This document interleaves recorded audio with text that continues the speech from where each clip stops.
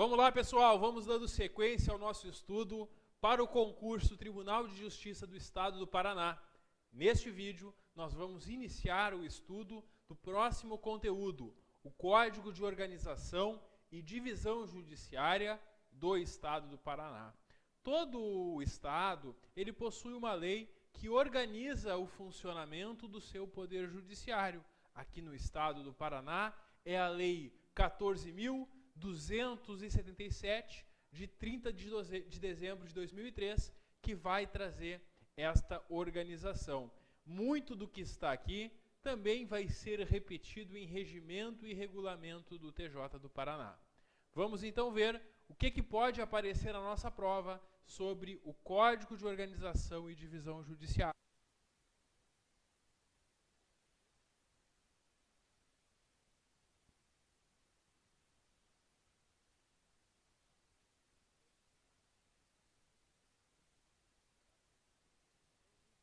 Princípios. Nós temos princípios constitucionais e outros princípios que são aplicáveis ao Tribunal de Justiça do Estado do Paraná. Pessoal, os princípios constitucionais são aqueles 5 que formam o anagrama LIMP, né? Previstos no artigo 37 da Constituição Federal. O artigo 37 da Constituição Federal traz o famoso LIMP: legalidade, impessoalidade, moralidade, publicidade e eficiência. Claro, estes princípios são aplicáveis a toda administração pública, seja do Poder Judiciário, do Legislativo ou do Executivo, seja em nível federal, estadual ou municipal. Então é claro que o LIMP, que os princípios constitucionais do artigo 37 se aplicam ao Poder Judiciário do Paraná. Nada mais do que o esperado, né? E aí eu coloquei aí na apostila de vocês o anagrama LIMP para a gente lembrar, né? Estes são os princípios constitucionais. Além destes princípios constitucionais, tem outros princípios do direito que não estão na Constituição Federal expressos como o LIMP, mas são princípios do direito administrativo que são aplicáveis também ao Poder Judiciário aqui no Estado do Paraná. Quais são esses princípios? Primeiro deles, pessoal, o princípio da probidade. Pessoal, a probidade é uma ideia de honestidade e cuidado com o patrimônio público, com os princípios que regem a administração pública. Uma conduta desonesta é tida como uma conduta de improbidade. Então, o princípio da probidade é o princípio da honestidade, a ideia de honestidade na atuação do Poder Judiciário do Estado do Paraná. Princípio da motivação. Todos os atos praticados pelo tribunal, eles têm que indicar um motivo. Abriu concurso público para o TJ. Qual o motivo? Se vocês pegarem o processo administrativo lá no TJ do Paraná, vocês vão encontrar este motivo. Estou abrindo concurso porque tem 10 cargos vagos, porque tem 15 cargos vagos, porque tem 200 cargos vagos. Quer dizer, o motivo da abertura do concurso é a existência de vagas que eu preciso preencher. Como que eu preencho vagas de cargos efetivos? Somente mediante concurso público, como já diz a Constituição Federal e como também vimos no Estatuto dos Funcionários do Poder Judiciário do Paraná.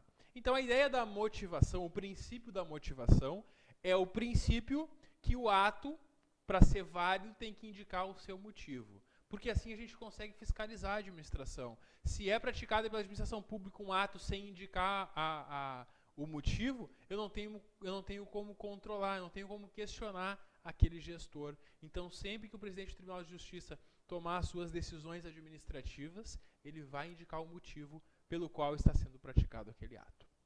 Tranquilo, pessoal? Maravilha! Próximo princípio da finalidade. O princípio da finalidade, ele está muito associado também ao princípio do inciso 7, que é o princípio do interesse público. Por que ele está associado? Porque a finalidade de todo ato praticado pela administração pública é qual? Atender o interesse público. O que legitima a atuação dos servidores públicos é a busca do atendimento de uma finalidade. Que finalidade é essa? O interesse da coletividade, o interesse público. Se um ato administrativo for praticado buscando uma outra finalidade, que não o interesse público, esse ato é inválido, este ato é ilegal, tá? Então, a finalidade de todo ato é buscar o interesse da coletividade, não o interesse individual. O interesse da coletividade é a finalidade de todo ato administrativo, tá? Maravilha. O que mais que nós temos aqui? Os princípios da razoabilidade e da proporcionalidade, que são princípios muito semelhantes. A ideia de desculpem. A ideia de razoabilidade e a ideia de proporcionalidade são representam aquela ideia de proibição do excesso. O gestor, o administrador público, ele não deve ir além do necessário para alcançar a finalidade. Então, no dia a dia da questão administrativa do Tribunal de Justiça, né, na hora de tomar as decisões administrativas, as autoridades do Tribunal de Justiça do Paraná vão sempre atuar de uma forma razoável, proporcional, não indo além do necessário para alcançar aquela finalidade. Eu devo evitar condutas que sejam exageradas, excessivas. Por exemplo, eu quero reduzir o índice de homicídios. Tem um grande índice de homicídios ocorrendo no Estado. Aí, e isso não seria o judiciário que ia fazer, mas sim o executivo, mas só para dar um exemplo sobre razoabilidade e proporcionalidade. Aí, o que o Estado pensa? Bom, eu fiz uma pesquisa social e eu constatei, nesta pesquisa, que 30% dos homicídios são causados pelo uso de bebidas alcoólicas. Solução proposta pelo Estado para reduzir os homicídios. Lei seca, ninguém mais pode beber. Pessoal, será que isso é razoável? Será que é necessário proibir que todos bebam para diminuir o índice de homicídios? Não, pessoal. Isso é desproporcional. É uma medida exagerada. Não é razoável. Ah, mas ia surtir efeito, professor. Claro que ia. Mas é uma medida exagerada. Não é proporcional, tá? Diferentemente do caso de dirigir alcoolizado, né? Porque a tolerância zero quanto à questão de bebida alcoólica ao volante, ela é proporcional, em razão do alto índice de acidentes causados por dirigir embriagados, né? Aí sim. Então, assim, não é proporcional e não é razoável eu proibir a população de beber a qualquer horário, em qualquer lugar, em qualquer circunstância. Agora, em uma circunstância específica, quando a pessoa assume a direção de um veículo, por exemplo, que pode causar a morte de outra pessoa, aí é razoável que a pessoa vá conduzir em condições normais, sem estar embriagado, sem estar alcoolizado, tá? Então essa que é a ideia da razoabilidade e da proporcionalidade. Claro que caso a caso, a gente vai ver se algo é ou não razoável ou proporcional, tá? Então esses são dois princípios também que são aplicáveis aqui. Tem o do inciso 6 que foi vetado, então não nos interessa. O do inciso 7 é o princípio do interesse público, né? Porque qual é o motivo de atuar da administração pública? O serviço público, a principal finalidade do serviço público é atender o interesse da coletividade, ao que nós chamamos de interesse público. Então essa que é a ideia da existência deste princípio do interesse público.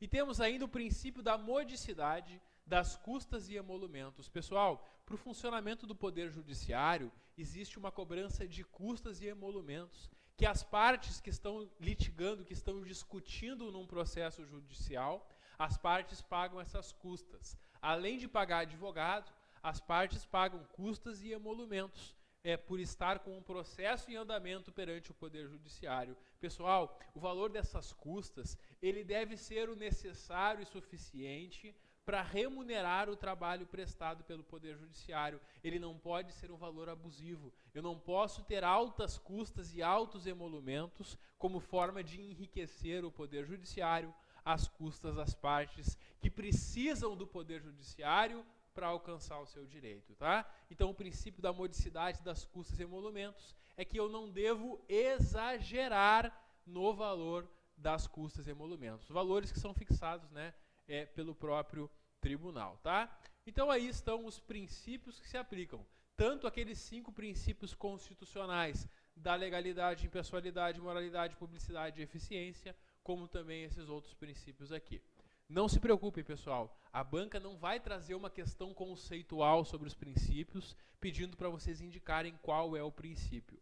O que a banca vai fazer então, professor? Como que a banca vai me cobrar isso na prova? Muito simples. Ela quer que tu memorize esses princípios. Ela vai dizer, é princípio aplicável ao Poder Judiciário do Tribunal do Estado do Paraná, exceto. E aí ela coloca lá 4 desses princípios e coloca um outro que não está aqui, por exemplo, o que vai fazer com que a alternativa seja incorreta, né? Então essa é a ideia. Vocês têm que memorizar que todos esses princípios se aplicam ao Tribunal de Justiça do Paraná. A banca pode na prova trazer 4 desses e um outro que não está nesta lista para tentar te induzir ao erro. Por isso, quanto mais vezes vocês memorizarem esses princípios, melhor. Claro que fica mais fácil memorizar entendendo o sentido de cada um deles, né? Por isso que eu expliquei um por um desses princípios aqui do parágrafo 2º, tá? Tranquilo, pessoal? Vamos dando sequência, então, e vamos agora para o parágrafo 3º. Na constituição e alteração das atribuições e competências dos tribunais de justiça, juízes e serviços auxiliares, deverão ser observados, além desses princípios que a gente já viu, os critérios aqui listados. E para ficar melhor de memorizar, na apostila de vocês eu coloquei um por um, né? Um abaixo do outro, para a gente ativar aquela memória visual, né? Porque a gente olha, no dia da prova a gente fecha os olhos e lembra desse quadro. Espero que isso aconteça com vocês, se cair essa questão sobre os critérios. Quais são os 4 critérios que devem ser observados na atuação do Poder Judiciário do Paraná? Primeiro, democratização da gestão e do acesso à justiça. Democratizar a gestão é fazer com que haja uma participação nas decisões, né? Isso que é democratizar uma gestão.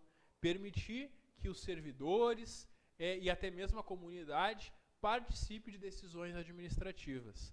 E a democratização do acesso à justiça, né, é um fim buscado pela própria Constituição Federal, né, que todas as pessoas consigam ter acesso à justiça. E aquelas pessoas que não têm uma condição financeira e social de por si só chegarem na justiça, são auxiliadas por um órgão chamado Defensoria Pública. Essa é a ideia da democratização do acesso à justiça.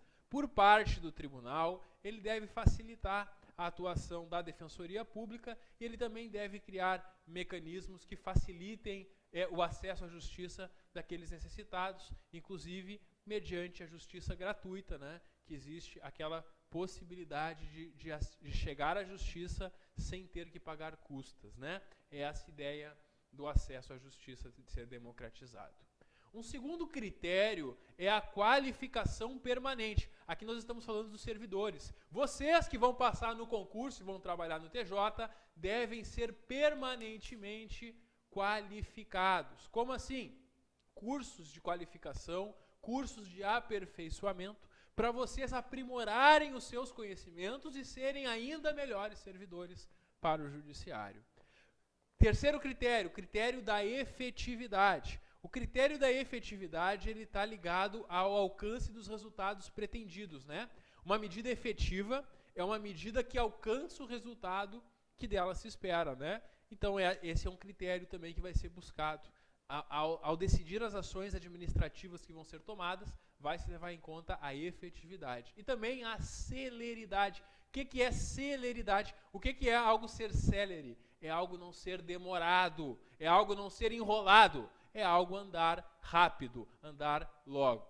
Isso é um grande problema do Poder Judiciário no país inteiro, né? Nós temos aquela visão do Judiciário que os processos demoram demais, e é verdade. Por mais que se adotem mecanismos para os processos serem julgados mais rapidamente, acaba que a gente leva muito tempo para conseguir na justiça um direito que a gente já devia ter desde sempre, né? Mas como que funciona isso no Poder Judiciário? Ele vai adotar medidas internas na administração, na gestão do Poder Judiciário do Paraná, para que os processos andem mais rápido, para que os juízes consigam julgar mais processos. Essa é a ideia da celeridade, tá?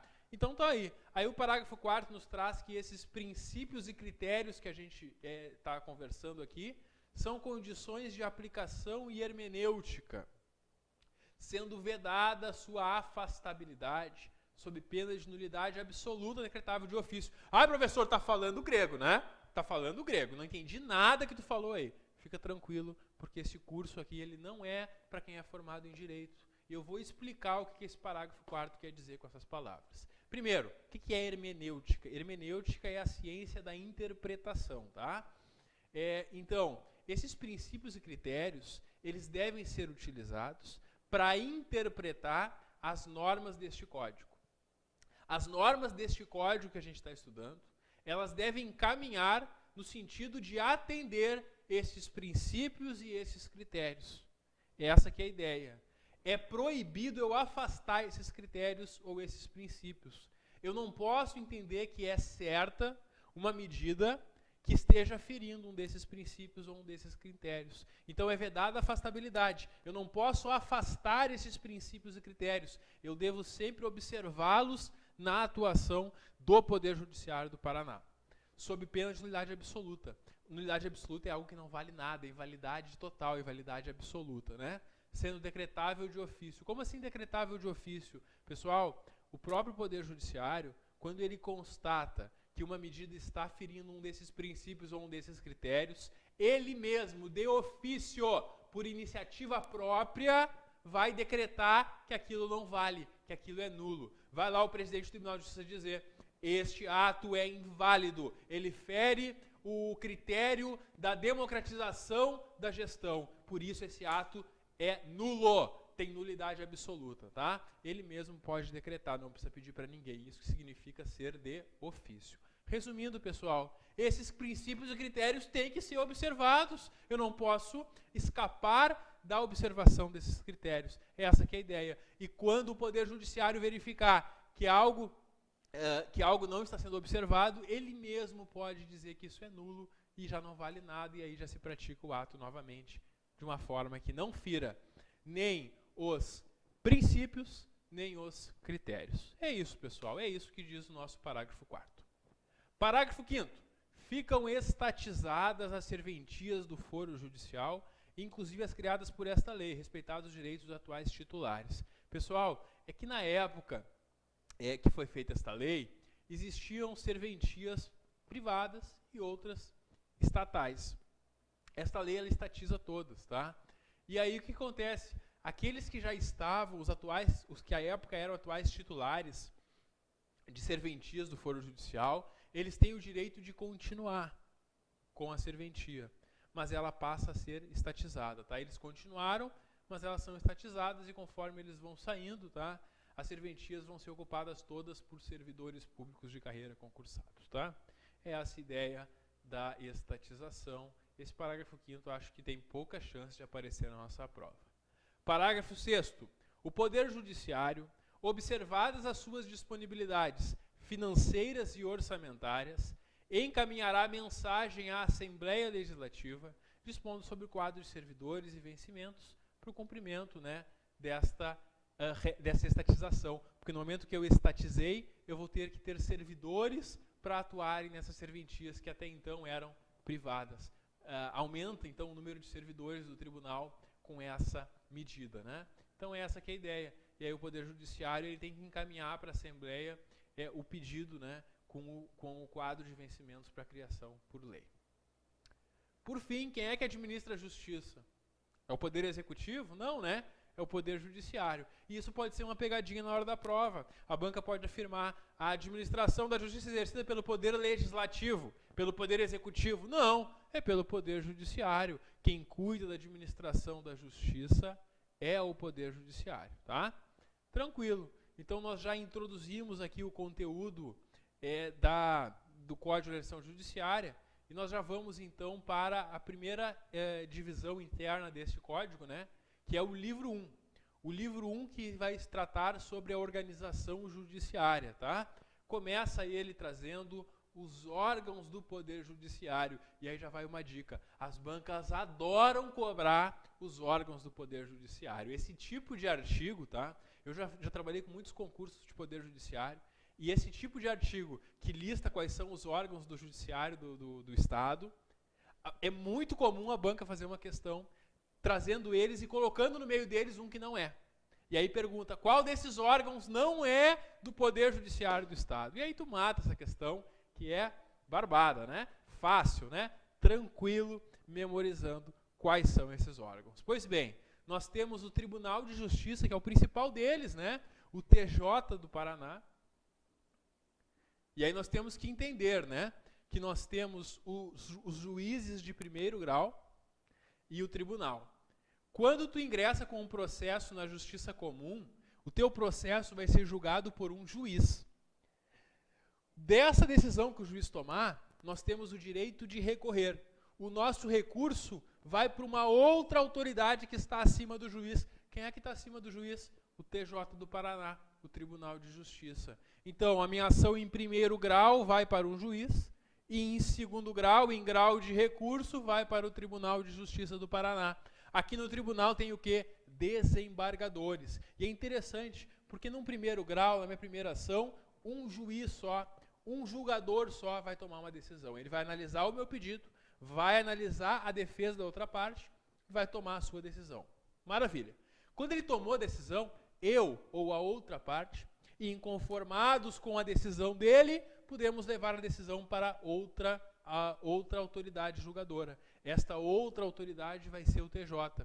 O TJ que é dividido em turmas e grupos. E aí, esses grupos e turmas são formados por mais de um julgador, que são os desembargadores. E aí eles vão, reunidos, tomar uma decisão, né? Das decisões de um juiz é proferida uma sentença.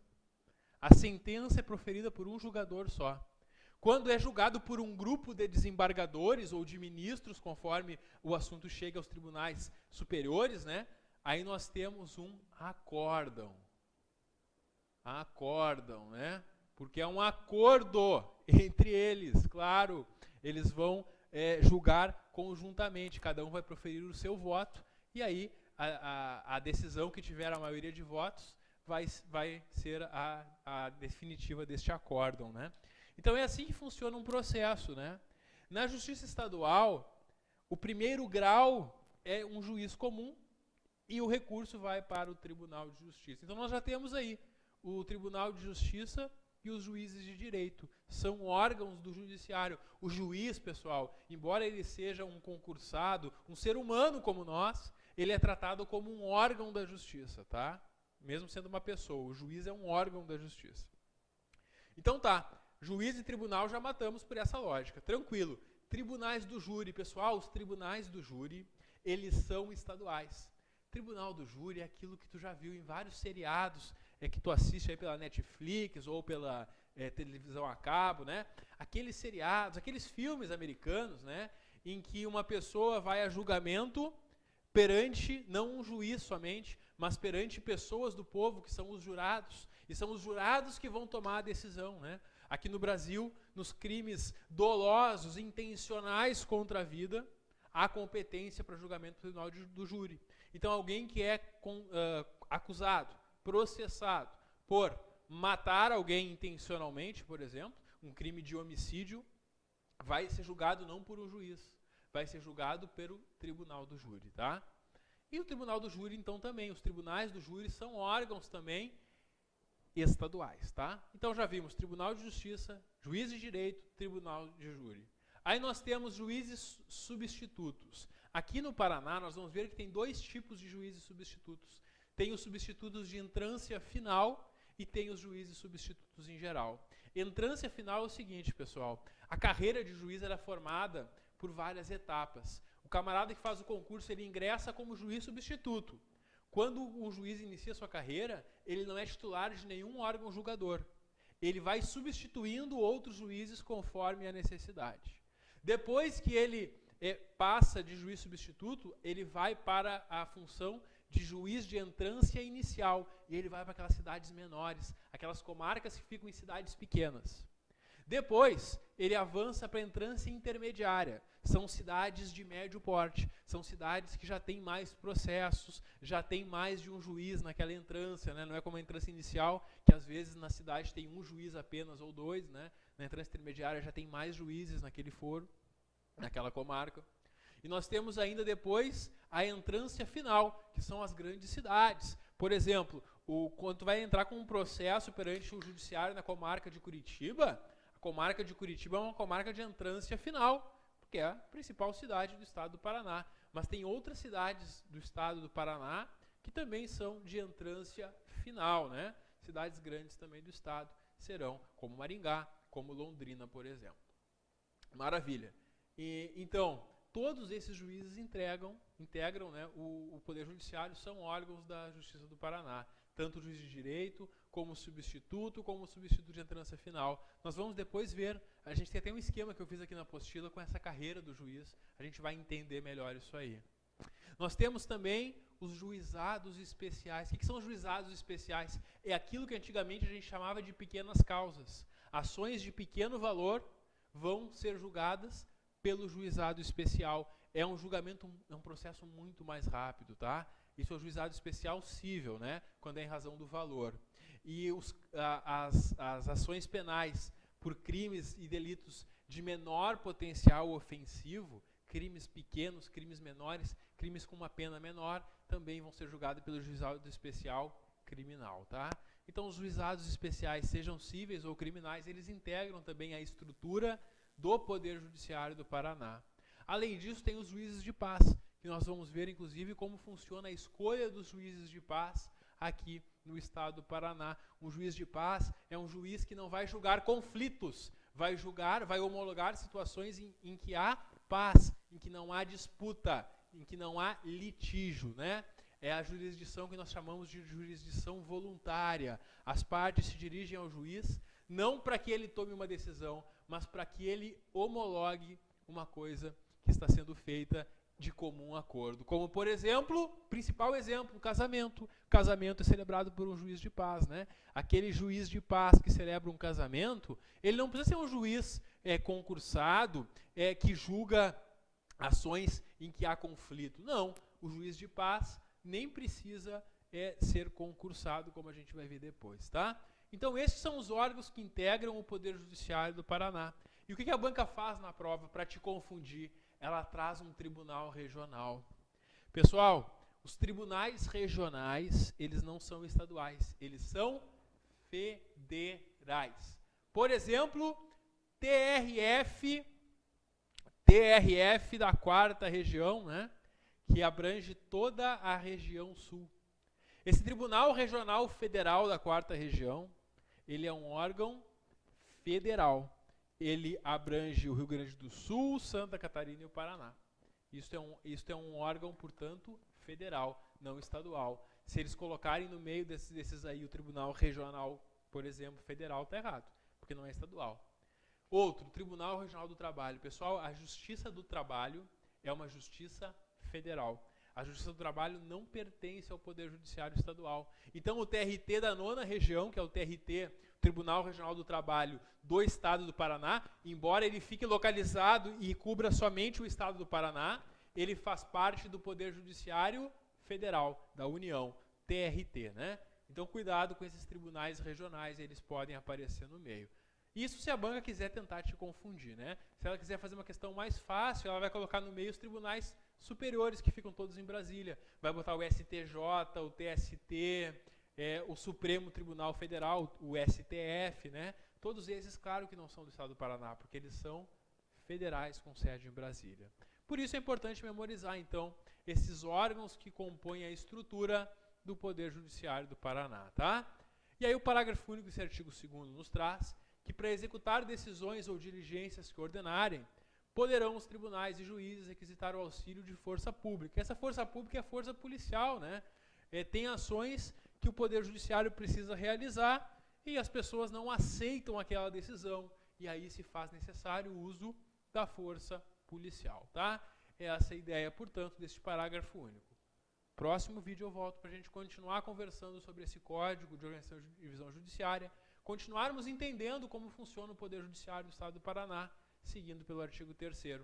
Dá um clique que eu já volto. Até logo.